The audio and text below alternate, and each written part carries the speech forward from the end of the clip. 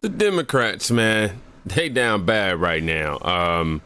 They're literally trying to rewrite history in an effort to help Kamala Harris's campaign. She was put in charge of the border. Nope.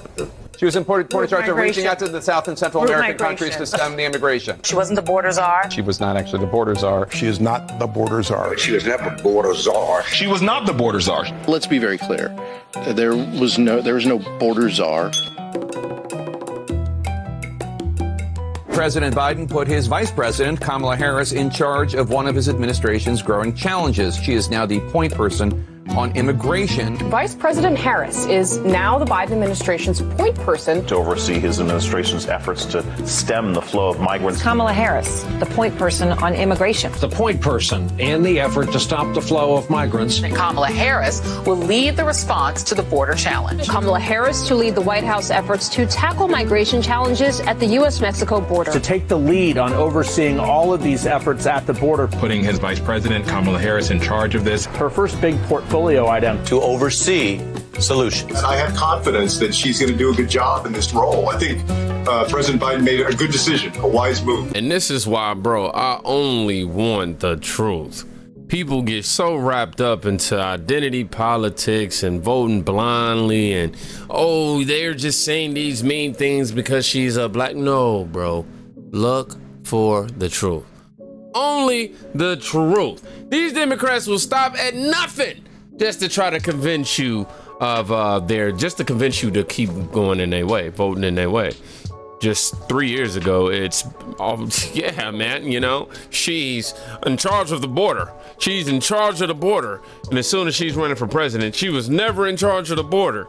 It's like, dude, and the part that sucks is some people would never see this video, or people will hear CNN and everybody talking all these left-wing talking points and have no willingness to go do no research on their own to find out that, hey, they're blatantly lying in my face right now. Just a couple of years ago, they said she was. Now she's magically not.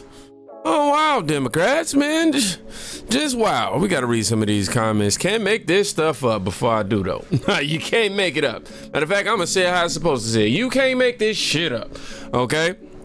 They're allergic to the truth, apparently. The propaganda machine is in full swing. Somebody said, Colin, thank you for putting this together. Colin Rugg, who put this together. Thank you, man. This is basically an admission from them that the border is in a crisis and they refuse to hold anyone accountable. Yeah, and they're going to continue to shift the blame as long as excuse me. If it continues to get in the way of their campaign, they're going to continue to shift the blame. If the MSM didn't lie, they'd have nothing to say. I know that's right.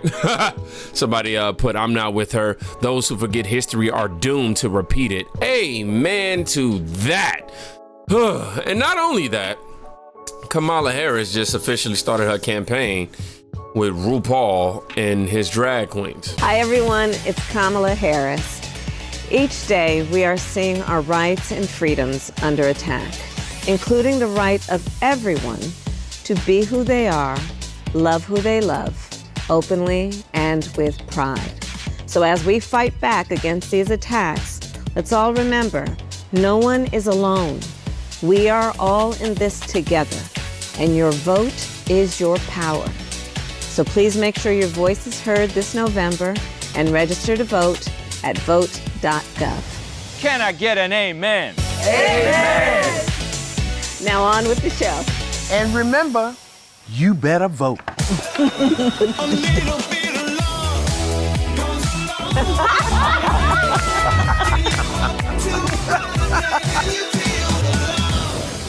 Straight to the comment section, guys. She's really out of touch. She thinks she'll win over independents this way. Yeah, man. This is exactly how they pander. Exactly. This is how you get the black vote right here. Y'all think I'm playing. It's pandering for the Obama endorsement. That's exactly what I assumed. I was like, well, maybe Obama was like, I'm not going to endorse you until, you know, this, that, and the third.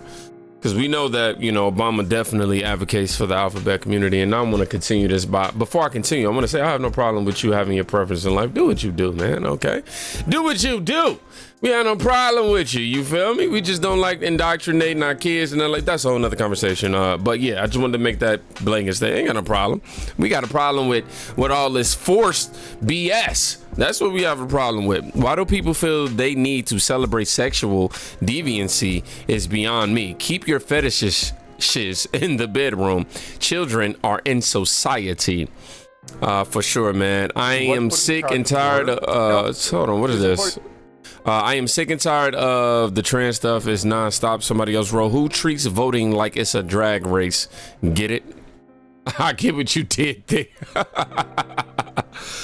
Somebody else said, this is just another thing to add to the list of reasons why they're never voting for. All I'm saying is, every time I see this woman come out and do these now on her campaign trail needs, and it's only been with like 4 or 5 days, not even been that long, dog. Everything just seems fake, bro. Everything is just fake, bro. I'm play devil advocate here real quick. You know what I'm saying? You got her playing fake black if she's an Indian. What's real about her, right? You know what I mean? You got her around some fake women. You know, do what you want to do. You know what I'm saying? I'm just calling what I see. We just calling it out as it is. Okay. What world are we living in that they think that this is the way to get to us? Like, she's not getting a straight black male vote, and that just is what it is. I'm just letting you know that just is what it is. But I'm saying that because they're making gayness and race the primary focus on the ballot that's the primary focus on the ballot for the Democrats. It's the foundation of their party right now. And again, because we got people watching this and they're gonna be, oh man, you know, I can't believe you said this. Look, bro, I have no problem with you being gay. I ain't got no problem with it. Not even a little bit. Do you? Just keep the indoctrination crap away from my kids. That's all we're saying. That's all we saying, bro. And the reason why, as it pertains to this, why the frustration is there is because we see the pandering happening, and we see how, you know, the tactics they're willing to use to try to just, come on, dog. Y'all know how it is with, you can't say nothing about the LGBTQ+ community. You know what I mean? You can't say that. You can't be black and a conservative. That's equivalent to that in this time period, in this era. You know what I'm saying? Y'all gotta wake up. Wake up, man. They don't got abortion clinics at the border. They're telling us as American women, specifically black American women, we need to abort our children. But if you coming across the border with your baby, oh, come to the land of milk and honey, the great land of opportunity. We'll take care of you. Joe Biden even said, I'll give illegal immigrants coming across the border $400,000 apiece. Can you imagine if they were to go to that black single mother living in the hood? Not even $400,000. Offer $4,000. Because I know some black women that can make something jump with $4,000. Offer her $40,000. You know why they'll never give us that? Because they know that we'll never need them again. Welfare reminds me of an old man I used to date. I was in a relationship with him for 11 years. He would never marry me, right? But whenever my bills were due, I would tell him he would give me just enough. He had a whole lot of money. He would give me just enough. Rent due, $1,200, he'd give me $1,200, not 1 cent over, because he knew that every month the rent was due, that I would have to come back to him. He wouldn't give me $100,000 and say, here, baby, bump that, go buy you a house and start you a business, because then he felt like I wouldn't need him.